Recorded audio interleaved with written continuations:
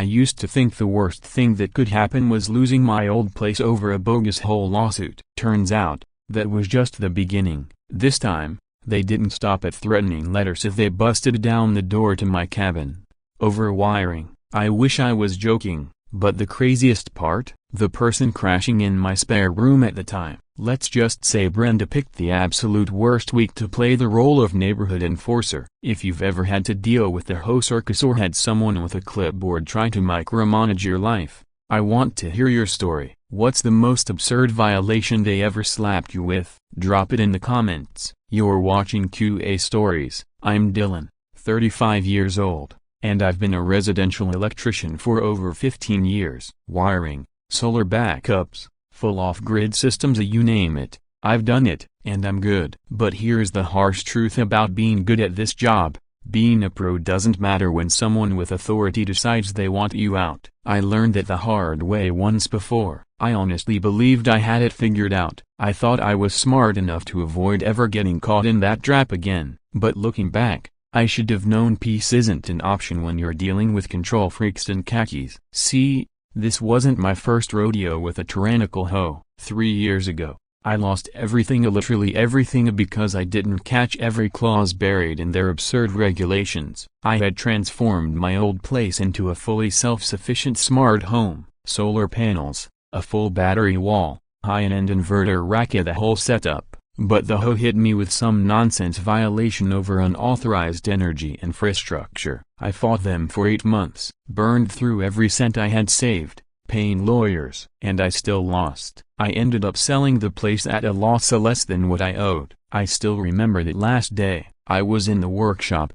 dismantling the systems I'd poured my heart into. It felt like amputating parts of myself, one wire at a time. The HOA reps just sat there in black SUVs in the driveway, their tinted windows hiding their smug expressions while I loaded my life into a rental truck. They didn't even bother pretending not to watch. I wasn't sure then if I was being overly dramatic or if they were really that ruthless. Looking back now, I realize I didn't even know how bad it could get. So when I moved into a quiet little suburb 6 months ago, I genuinely thought I'd found a safe haven. I bought this modest cabin tucked away on the outskirts of the development, far enough from the center that I figured no one would bother me. The previous owner, an older guy, had lived there peacefully for 2 decades. I should have asked him why he was in such a hurry to sell. There were subtle signs, 2 scratches in the conduit paint, messy patch jobs where battery mounts used to be, fresh coats of paint hiding the outlines of removed electrical hardware. He kept glancing nervously toward the main neighborhood while we spoke, like he expected someone to interrupt us. Maybe I should have taken the hint. Maybe I should have walked away when I saw home managed community in the listing, but the place felt right. You know that feeling when you step into a space and it just clicks? That was this cabin. Solid bones, clean wiring, a spacious backyard perfect for my tools, and a side project shed. I even converted part of it into a working repair station. That peace lasted 4 weeks. 4 weeks of thinking I'd finally left that nightmare behind. 4 weeks of quietly working on my projects without anyone breathing down my neck. Then Brenda showed up. That's what she told me to call her. Later, I learned everyone in the neighborhood referred to her as the HOA witch. She was 55, a retired bank manager with nowhere left to exert control, so she poured all that energy into micromanaging her neighbors. Always dressed sharp, business casual, even for a walk, but it was those cold, judgmental eyes that really got to you. Like she was constantly taking mental notes, scanning for rule breakers. The first time I met her, I literally froze. The intensity in her expression made my skin crawl. It started small, like it always does. She began popping by for what she called courtesy visits to address minor compliance concerns. My electrical box wasn't painted the HOA-approved shade of gray. The conduit on the exterior wall was visually disruptive. She wanted everything brought up to her so-called standards. Then she started criticizing my backup power system. I'd installed a top-tier weatherproof battery enclosure, grounded, clean, by the book. She took one look at my inverter setup and told me it disrupted the neighborhood aesthetic. I couldn't believe she said that out loud. About life-saving electrical infrastructure. Who even talks like that? But the tipping point came when I found a bright orange violation notice taped to my front door. It said, "Unpermitted electrical systems violate HOA safety protocols. Immediate compliance required." I just stood there, staring at that ridiculous notice, then back at my professionally installed backup system, probably more valuable than anything she had in her home. All that time and expertise treated like a dangerous eyesore. One day during her visits, she proudly said, "I used to manage $1 million ledger. I know when a panel isn't compliant." That sentence made no sense whatsoever, but she said it with such conviction it took me a minute to even react. I started wondering if I was just being too sensitive, but come on, my system was done by the book, licensed work, up to code in every way. That night, I did something I should have done years ago. I opened up the HOA rulebook and started reading like my future depended on it, because honestly, it felt like it did. Every sick memory came rushing back. The letters, the lawsuits, that pit in my stomach every time a legal envelope hit my mailbox. I spread those papers across the kitchen table and read every line, searching for loopholes, protections, anything that could prevent this from turning into another catastrophe. It was the same kind of legal maze I remembered from before, real contradictory, convoluted, designed to trip up normal folks. And then the next escalation came, a letter, hand-delivered by Brenda herself, with that smug grin on her face. She handed me that letter like she was offering a favor, not a threat. Following a review of your electrical compliance history, it read, "The HOA board has determined that if unapproved systems are not promptly corrected, additional enforcement actions may be taken for safety compliance." I must have reread that line a dozen times, trying to figure out what the hell it even meant. What exactly did a homeowners association think it could do to someone over a perfectly legal electrical system? It didn't add up, but the way she said it flipped some kind of switch in my nervous system. Maybe I was just being overly cautious, maybe not. All I knew was, after she left, I double-checked every lock in the house. As I stared at the letter, that old, sinking feeling crept up my spine, the same one I'd felt during those final months at my last place, when attorneys started circling like buzzards. Was I supposed to just roll over again, do what they wanted and pray they left me in peace? Or was it finally time to push back? I didn't know if I had it in me to fight again. The emotional drain, the legal bills, the sheer helplessness, it was all still too fresh. But I couldn't keep running forever. Something had to change. I sat there long after she left, the sound of her heels crunching on the gravel still echoing in my ears. Each step felt like a ticking clock. I'd been through this before, and last time,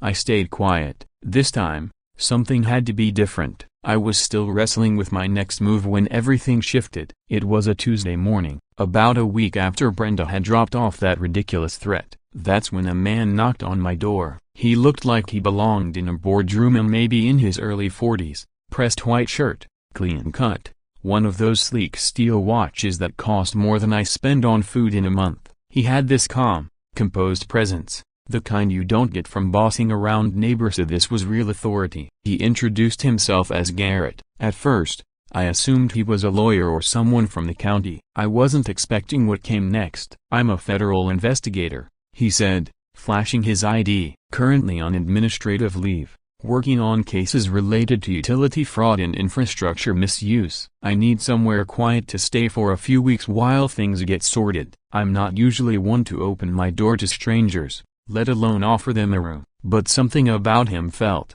solid. Maybe it was the way he looked me straight in the eye, no flinching. Or maybe I was just tired of dealing with all this HOA garbage alone. Even so, I couldn't shake this unease. After he got settled in the guest room, I did a little digging. Googled his name. Nothing. No social media, no news hits, not even a ghost of a LinkedIn profile. The guy had zero online presence, which meant one of two things. Either it was the cleanest fake identity I'd ever seen, or he really was who he claimed and seriously skilled at disappearing when needed. I didn't press. I didn't ask why he picked my cabin. Maybe I didn't want the answer. Maybe it didn't matter. All I knew was, something about Garrett felt right. And if I'm being honest, I figured his presence might make Brenda think twice about whatever she meant by enforcement. That same afternoon, Garrett moved into the spare room, and I'll admit, It was a relief having someone around who didn't seem obsessed with how I lived. He kept to himself,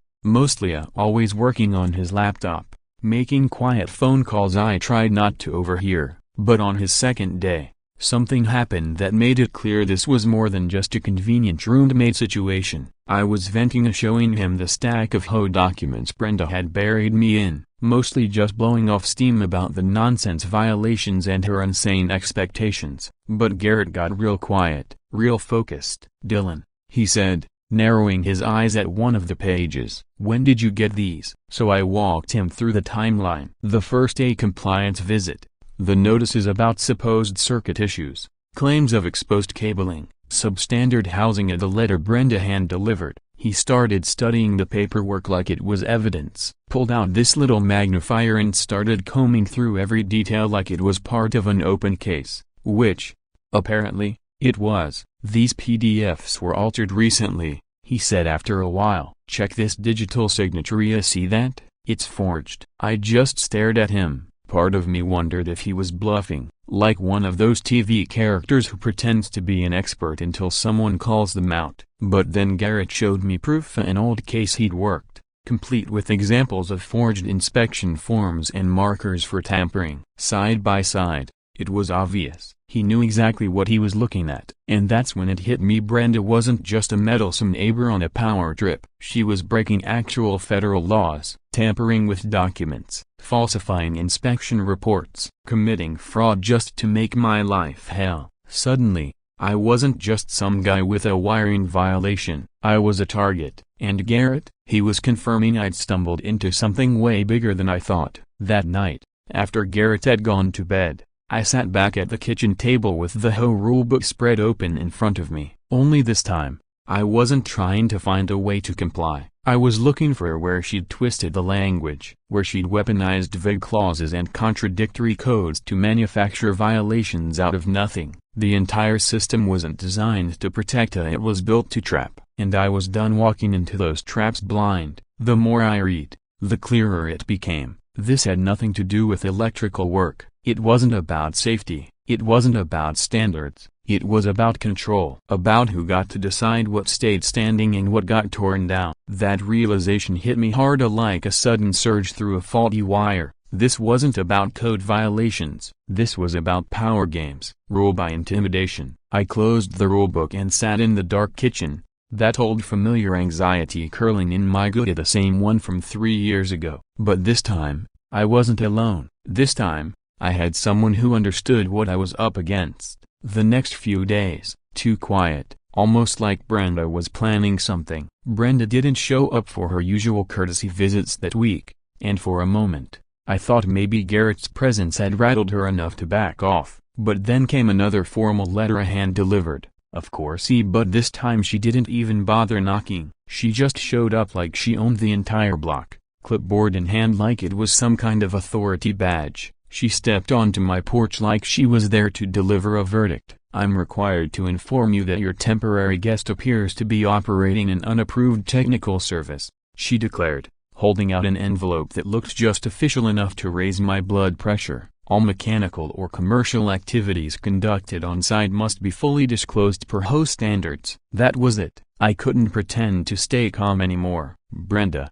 I snapped, "this is my house. I don't need HOA permission to have someone stay over." She didn't flinch, just gave me the signature icy grin and lightly tapped the envelope against her palm like it was a warning label. "Per section 12.4 of the HOA covenant, any changes to property occupancy must be submitted for approval to ensure community safety," she said. "Your guest has until Friday to submit the proper paperwork, otherwise, he'll need to vacate the premises." That had to be illegal, right? Even HOAs can't dictate who you let into your home. But the way she delivered Ida with that casual, smug certainty made me wonder if maybe they could. For a second, I considered just telling her to get the hell off my property. And that's when Garrett walked outside. Still in that pressed white shirt, calm as ever, he stepped onto the porch and gave Brenda a look that could have frozen the sun. "Unauthorized inspections of private electrical systems may violate multiple residential codes," he said evenly. "Are you sure you want to keep pushing this?" I didn't know if he was bluffing,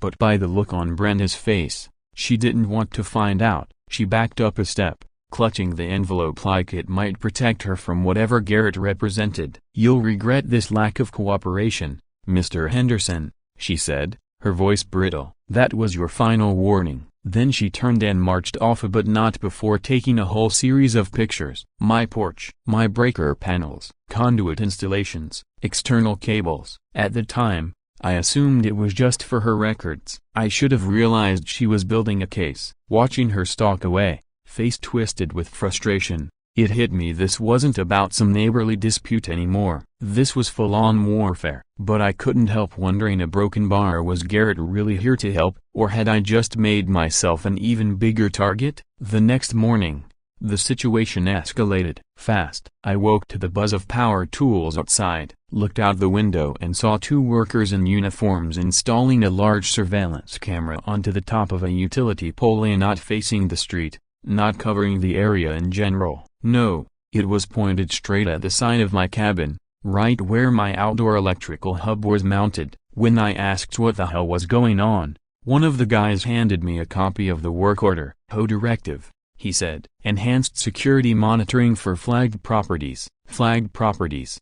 Apparently, I was now on that list. I didn't want to sound paranoid, but something about the whole setup made my skin itch. It wasn't just a basic security comma, it was one of those pan and tilt types that followed motion. I could actually hear it adjusting whenever I stepped outside near the panel. This low, mechanical hum that sliced through the stillness like a dentist's drill. I started avoiding that part of the yard, took longer routes to my workshop, even started checking the mailbox from inside, using binoculars through the kitchen window. Garrett noticed too. The look on his face when he saw it said everything. "That lens isn't watching the neighborhood," he said quietly. "It's locked onto your panel. This isn't security, it's surveillance." A few afternoons later, he walked outside with a towel and casually draped it over the lens. 5 minutes. That's all it took. My landline rang, Brenda's voice on the other end, sharp as a blade. "Please remove the obstruction from community safety equipment immediately," she demanded. And that's when I truly understood the difference. Security cameras are meant to watch for danger. This one was watching me as if I was the danger. Then came the power outage. Wednesday, right around 2 p.m., everything in the house shut off at once. No storms, no maintenance warnings, just sudden silence and darkness. I called the utility company, and the response nearly made my head explode. Per HOA request, your property was temporarily isolated from grid access due to non-compliant energy infrastructure, the rep said. 6 hours I was without power, just long enough for all the food in the fridge to go bad. My computer, where I had blueprints and schematics I'd been refining for weeks, is shut down mid-project. Files corrupted, unsaved data lost. As the lights finally flickered back to life, I sat alone in my kitchen, gripped by that same hollow rage I'd felt 3 years ago when everything was ripped away from me the first time. I reached for my tools out of habit, like I could fix what was happening. But halfway through, I stopped. Was it worth it? Was I gearing up for another battle I was destined to lose? Garrett and I both knew this was no coincidence. That night, we decided it was time to dig deeper. Garrett had this way of reading documents like they were puzzles. Not just what was on the pagina but what was hidden between the lines. And what we found, let's just say it didn't shock me, but it did confirm everything I'd feared. Buried in the HOA's financial reports were expense records that made no sense. Thousands of dollars logged for electrical upgrade labor during a month when no licensed electricians had done any work in the neighborhood. Garrett slid his finger down a line of entries. They logged over $6,000 in labor costs. But there's no record of anyone pulling permits, no invoices from certified contractors, and here E8 transformer testing charges for a grid that doesn't even have buried transformers. It was fraud, full-blown, undeniable. And that's when I had a strange run-in with Mr. Peterson. Quiet guy, lived 3 houses down, never said more than a polite wave. But this time, he stopped me at the mailbox. His face was pale, and his voice lower, like he didn't want anyone else to hear what he was about to say. A broken bar. Brenda had been conspicuously absent from her usual drop-ins, and I was starting to think Garrett's presence might have unsettled her. But then came another letter hand-delivered again. Only this time, she didn't bother knocking. She just appeared, walking like she owned the whole neighborhood, clipboard in hand like it was a judge's gavel. "I need to notify you that your guest appears to be running an unauthorized technical service," she stated, holding out a very official-looking envelope. "The HOA requires full disclosure of any business or mechanical operations conducted on the premises." I'd like to say I kept my composure, but let's be real, who wouldn't snap at that kind of bureaucratic overreach? "Brenda," I said, "this is my house. I don't need your blessing to have someone stay over." She didn't even blink, just gave me that frosty smile and tapped the envelope against her hand. "As per HOA Covenant Section 12.4, all changes in occupancy must receive prior approval to preserve community safety. Your guest has until Friday to submit the proper paperwork or vacate the property." Could that even be legal? I mean, HOAs can't dictate who visits your home, right? But the way she said it so self-assured, so matter-of-fact, made me second-guess everything. That's when Garrett stepped onto the porch, still in that spotless white shirt, and stared Brenda down with a look so cold it practically dropped the temperature. "Attempting unauthorized inspections of private electrical systems could constitute multiple violations. You really want to go there?" he said. I wasn't sure if he was bluffing, but Brenda's reaction made it clear she wasn't willing to test him. She backed away slowly, clutching that envelope like a shield. "You'll regret this, Mr. Henderson. That was your final chance," she warned, and the word sent a chill through me. Before leaving, she snapped several photos of my porch, breaker boxes, conduit, and exterior wiring. At the time, I figured it was just more HOA red tape, but in hindsight, she was building a case. Gathering evidence, as I watched her walk away, rage simmering beneath her carefully controlled expression, I knew this had gone way beyond a petty neighborhood spat, but I couldn't tell if Garrett was protecting me or just making me a bigger target. Things escalated the next day. I woke up to the whine of power tools. Two men in uniforms were bolting a massive surveillance camera to the top of a utility pole. Nothing unusual, except it was aimed directly at the outdoor power setup next to my workshop and not at the street, not the front yard, just my electrical unit. When I went outside to ask what they were doing, one of the workers showed me a work order labeled Enhanced Surveillance for High-Risk Properties. High risk. That's what my home was now. Paranoid or not, I couldn't shake the feeling that this wasn't ordinary neighborhood security. The camera moved with a whir that reminded me of a dentist drill. Low, mechanical, invasive. Every time I walked toward my circuit box, it adjusted to follow me. I found myself avoiding it, taking longer routes, checking the mail from inside. Garrett noticed too, and his face hardened the first time he saw it. "That camera isn't here for general safety," he said. "It's tracking your electrical panel specifically. That's surveillance." Later that afternoon, he casually walked out with a towel and tossed it over the lens. Not even 5 minutes later, the landline rang. Brenda's voice, sharp and immediate, demanded the obstruction be removed from essential safety monitoring equipment. That's when it clicked. Security cameras are supposed to watch for trouble, not follow a specific person like a suspect. This thing wasn't here for protection, it was here for me. Then came the power cut. It happened midweek, right around 2 p.m. No warning, no storm, just black. I called the power company, and they informed me that my property had been isolated under a utility compliance directive from the HOA.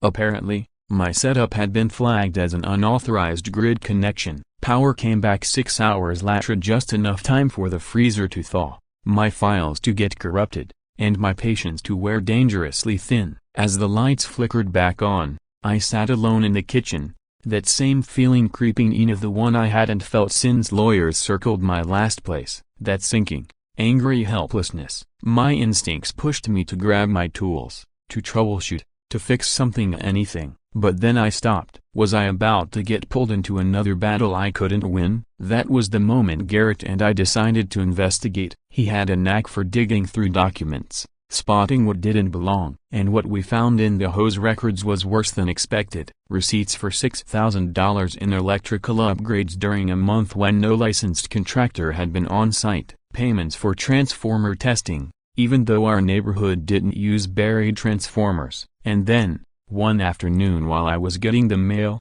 Mr. Peterson, a quiet guy from 3 houses down, approached me. leaning in like he was telling me a secret. He whispered, "Brenda's getting reckless. Not everyone on the board supports what she's doing."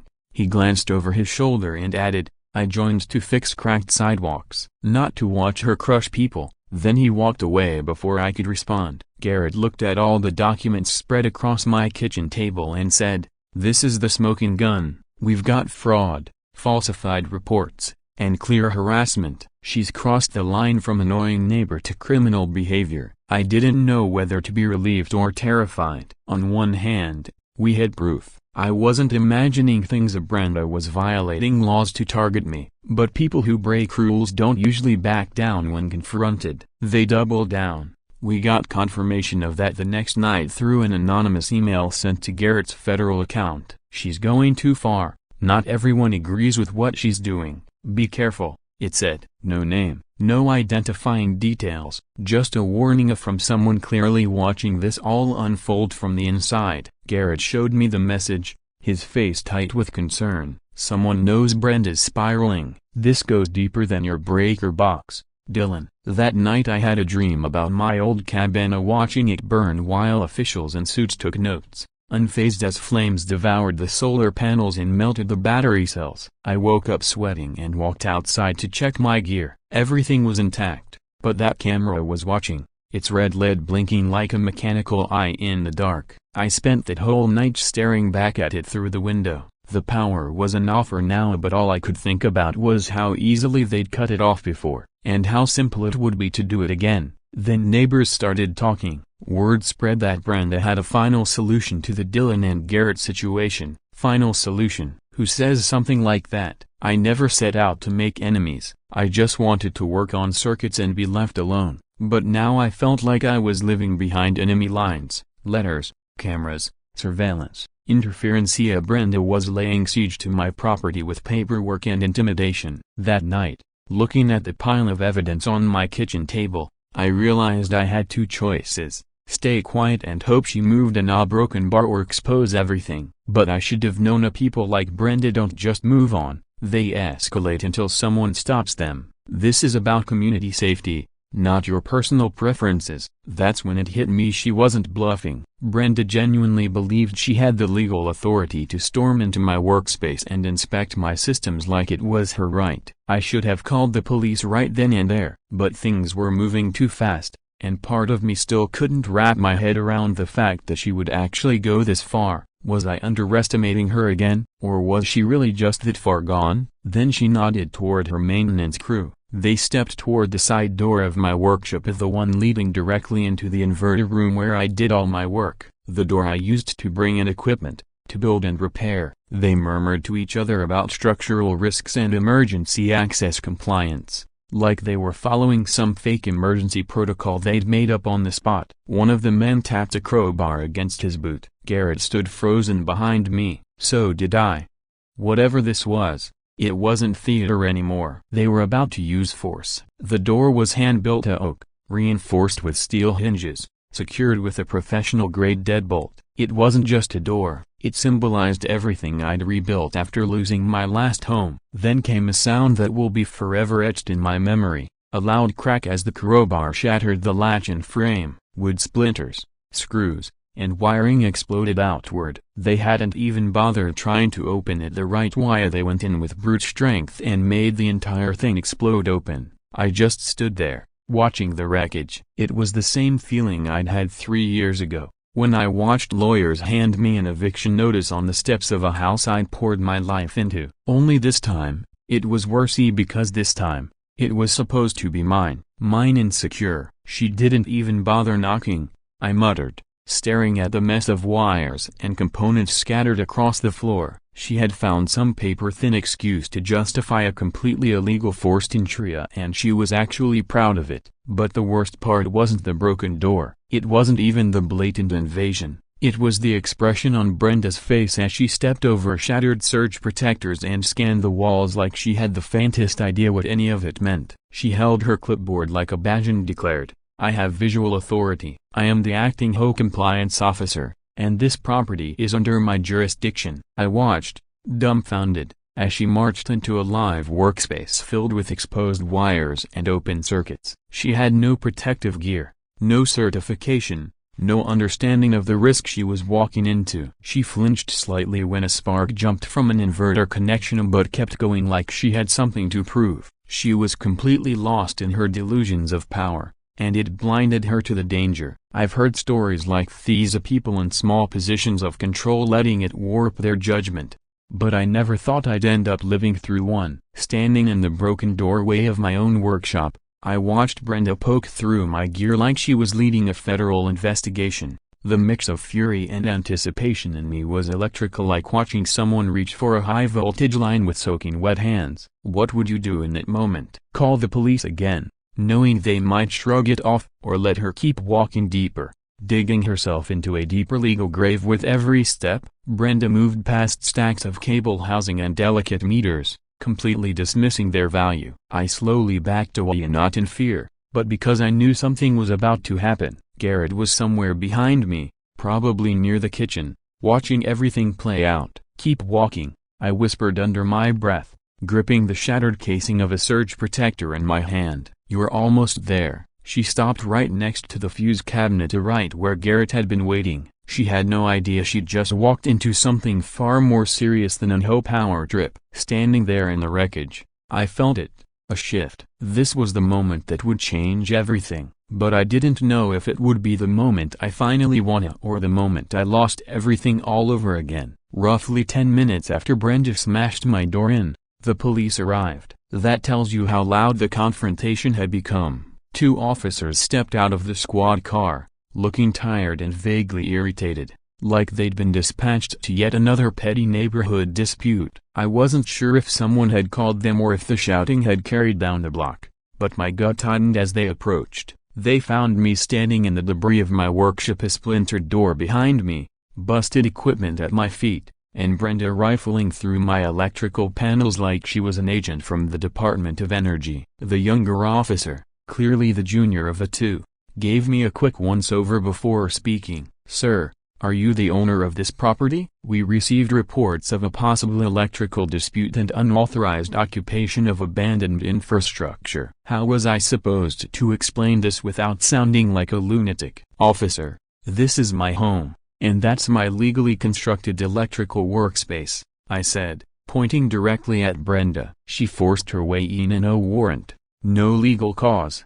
She stood there clutching her clipboard like it could deflect consequences. The officer looked skeptical, probably chalking it all up to some unhinged homeowner making things up. But then his eyes moved past me to Garretta, and that's when everything changed. "We've had reports of someone impersonating a federal agent. I'll need to see some ID." I watched Garrett closely, trying to gauge his reaction. Was this it? Was he about to be exposed? Was his whole federal investigator persona just a well-executed scam? At that point, with the chaos swirling, a police, a busted door, HOA officials, I honestly didn't know what was real anymore. Then, without a word, Garrett calmly reached into his wallet and pulled out his credentials. He didn't just flash them either. He unfolded the badge wallet slowly and methodically, like someone who'd done this countless times before. "You might want to take notes," he said, his voice cool and composed at the same calm tone I'd heard him use since the day he arrived. And just like that,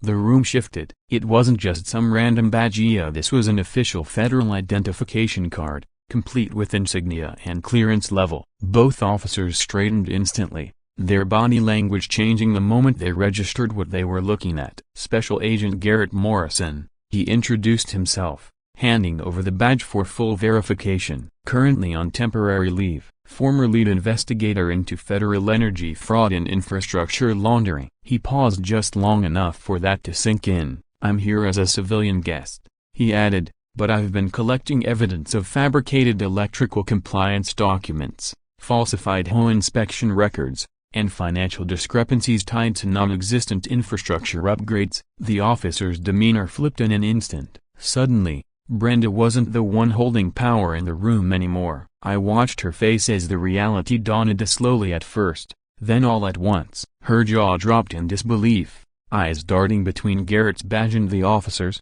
now taking his every word seriously. Then came the denial, fast and frantic. "No, no, "That's not possible. Who even are you really?" she snapped, but her voice faltered, cracking under the pressure. It was the first real break in her commanding tone, like her whole persona was beginning to crumble. Garrett wasn't finished. He took out his phone and began playing recordings, a clear audio of Brenda discussing her plans to fudge electrical reports to cover misappropriated funds. Then came video clips of her ordering the forced entry into my workshop, caught on camera, with the alarm blaring in the background as the door was smashed in. But he went further. He unrolled blueprints on my battered workbench of forged permit documents. Then he connected a speaker and played more calls, and finally handed over a thick file marked fraud in bold, federal typeface. Pages upon pages of evidence he'd compiled during his stay. False budgets, fake inspections, financial logs that didn't match anything real. One officer muttered under his breath, flipping through the file, "Holy hell, a broken bar." It hit me then if this wasn't some lucky coincidence. Garrett hadn't just stumbled into my mess. He'd been building a case against Brenda the entire time. And this confrontation was the final piece. This moment gave me the proof I needed. The documentation of abuse, the violations, the manipulation. It all pointed to something far bigger than a nosy HOA president. "She's not just on a personal power trip," Garrett told the officers firmly. "She's part of a broader schema network using HOAs as fronts to launder funds through fake energy projects." Brenda stood frozen, her world falling apart in real time. And me? I didn't know whether to feel grateful or betrayed. Had Garrett been using me as bait this whole time? Or had I just been fortunate enough to cross paths with someone who could actually do something about this? The expression on Brenda's face was unforgettable. First confusion, then panic, and finally, the terrible realization that everything she had controlled, everything she'd used to intimidate others, had just collapsed like a house of cards. You don't get to override every regulation just because you carry a clipboard and a fake permit, I finally said, my voice steady for the first time in what felt like hours. And then came the click. Handcuffs locked tight around her wrists. That sounded that solid, undeniable snap of justice. It felt like a kind of victory. I held that shattered surge protector in my hand like a trophy. My workshop was wrecked, but for once, someone was finally being held accountable. It took me back to the day I lost my first home. But this time, it wasn't lawyers walking away smugly. It was a criminal being walked to a squad car. There's something unforgettable about watching someone's entire world implode. Brenda went from self-important tyrant to desperate lawbreaker in less than 5 minutes. She was handcuffed right underneath a bright yellow warning sign. High voltage, authorized personnel only. The irony wasn't lost on me. Everything about her authority had just been declared unauthorized. She wasn't just arrested, she was completely dismantled. All the trauma from losing my last house, the fear, the helplessness, all the stress of her endless harassment, it finally felt worth it. Watching her ego get demolished by real accountability was like flipping a switch inside me. Her so-called maintenance crew didn't stick around either. The moment the cuffs went on, they dropped their tools and scattered like they'd seen a live wire spark in a puddle. The utility truck peeled out like a getaway car, and Brenda, the woman who had tormented me with citations, fake violations, and surveillance, was loaded into the back of a police cruiser like any other white-collar criminal finally caught in the act. As the car drove away, I felt something I hadn't experienced in years, satisfaction, pure and undiluted. But Garrett's expression caught my attention. He was watching the squad car vanish, his eyes serious, almost distant. There was something in his look, a half warning, half regret. "That was the easy part," he said quietly. "The paper trail stops with her, but someone gave her the green light to push this far, and I don't think they're finished with you yet." His words hung in the air like the aftermath of a storm. Was this just a broken bar, or just the first crack of thunder before something much bigger came crashing down? There was clearly more to this story than I'd originally imagined. Brenda's arrest sent shockwaves through the neighborhood. By the next morning, the news had already made the rounds. People I'd never spoken to before were suddenly knocking on my door, curious, concerned, and in some cases relieved.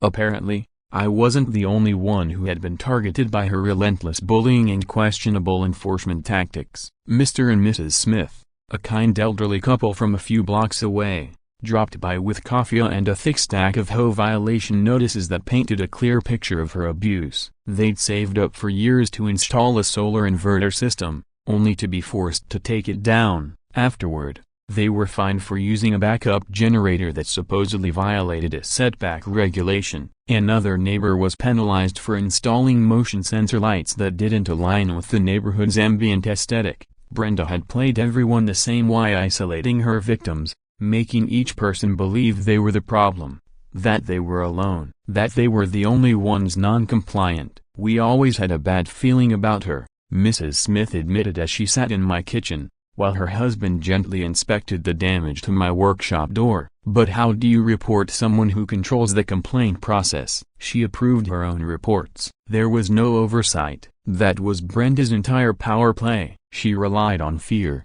confusion, and silence to stay in control. But once her arrest became public knowledge, the silence broke. People began opening up, and the stories poured in, each one worse than the last. Day after day, my home became a hub for shared grievances, long overdue truths, and a strange sort of neighborly solidarity. Still, I held back emotionally. I wasn't sure if I could fully trust this sudden community unity. Maybe it was genuine, or maybe I was just the temporary hero in a story they'd all move on from when the next headline came. But there was one thing I did decide to take action on: fixing my workshop door. Though instead of just replacing it, I turned the wreckage into something symbolic. I kept the cracked wooden panels, the mangled electrical housing, and welded them into a steel frame. Across it, I etched a plaque that read, "Boundary crossed here, line restored." I called it the break point. It wasn't for show, and it wasn't meant to make a political statement. It was for me a reminder that some boundaries matter,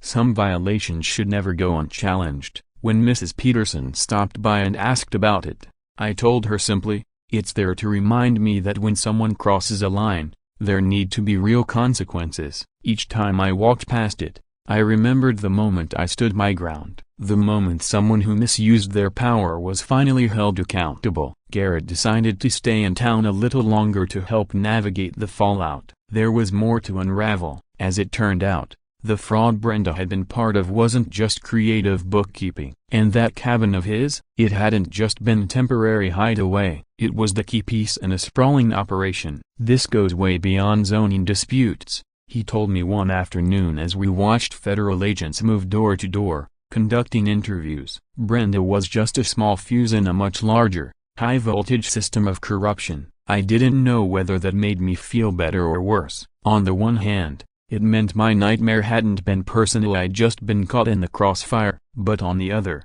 it meant people like Brenda were everywhere, wielding minor authority like weapons and making life miserable for the people they were supposed to serve. The new HOA board was like night and day compared to the last regime. Brenda's absurd rules were immediately tossed out. The new leadership focused on things that actually mattered: safety, maintenance, livability. My electrical upgrades, they were reclassified as an official infrastructure enhancement. The security camera that once watched my power panel was moved to a more appropriate location, the main neighborhood entrance. Slowly but surely, the atmosphere began to shift. The streets felt less oppressive. The air felt lighter. People started acting like they lived in a community and not a penal colony. Yet even with all the improvements, a sense of unease lingered. I'd won a battle, but I wasn't convinced the war was over. One quiet evening, I stood before my repurposed door, now a monument to defiance, and thought about how it had all begun, not with fraud,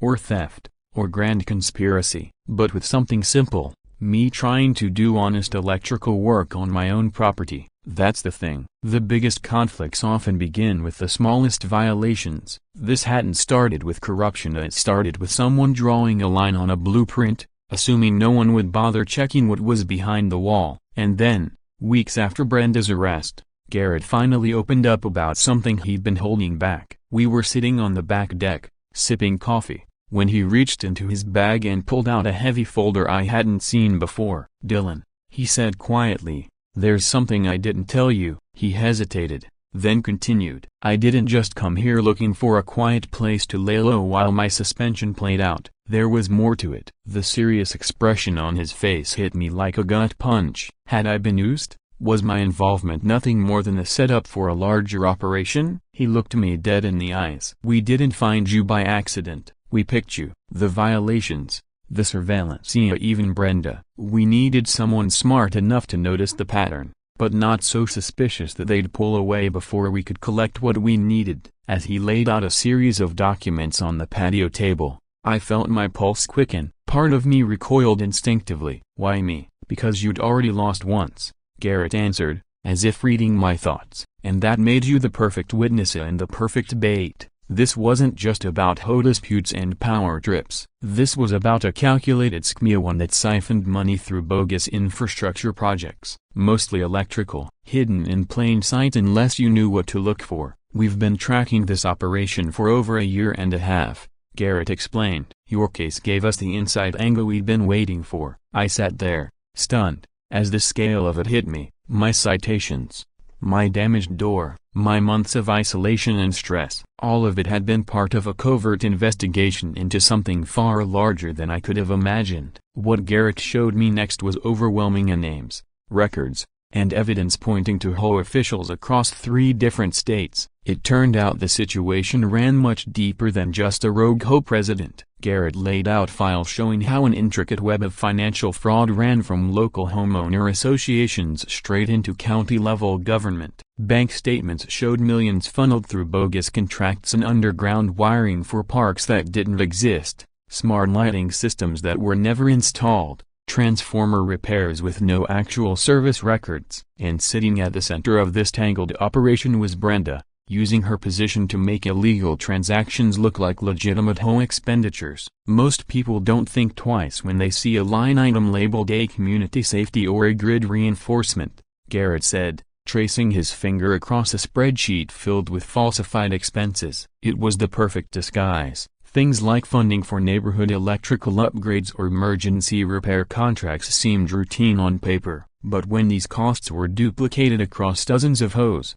it added up to something far more sinister, a well-coordinated criminal scheme hidden behind layers of paperwork. And then it all came crashing down. 72 hours after Garrett showed me the full scope of the investigation, federal agents launched synchronized raids across 3 counties, a dozen arrests, suspects across 3 states. Every connection Garrett had tracked unraveled at once. Brenda, it turned out, was just the tip of a very large, very corrupt iceberg. I sat in stunned silence watching the news footage of those raids. Who would have thought that a shattered door on my workshop would end up being the first crack in a criminal foundation? Brenda's downfall was complete and swift. She was sentenced to 18 months in federal prison for fraud and malicious property damage. But perhaps the more fitting punishment came afterward. She was ordered to repay $47,000 in damages, with $8,000 going directly to me. When she filed for bankruptcy and lost her home,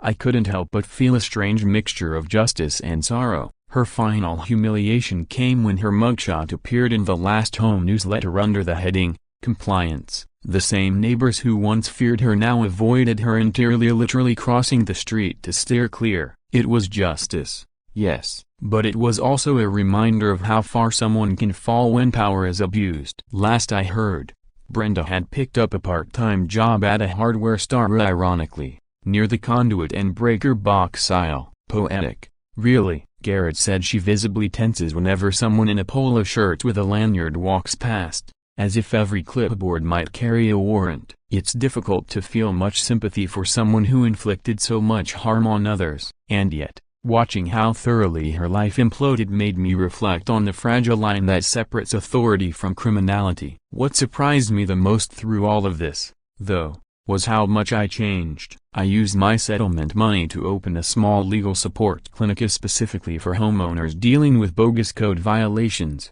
fake inspections, and HOA harassment. I mounted the remains of my old workshop door in the waiting room, not just as copyright core, but as a symbol that homes can be defended not just with tools and wires, but with law, courage, and conviction. I never built my systems to fight anyone, but sometimes, your home becomes the place where you finally draw the linea and hold it. 6 months later, the entire neighborhood felt renewed. The new HOA board had wiped away every ridiculous rule Brenda created. They even transformed the plot where her house once stood into a community garden. I now teach weekend classes: theory, basic off-grid electrical systems, understanding your rights, how not to be intimidated by bureaucratic nonsense. Standing in that garden, hearing kids laugh instead of hearing mail slots snap with another violation notice, feels like a full circle moment. My old door, now a memorial in the waiting room,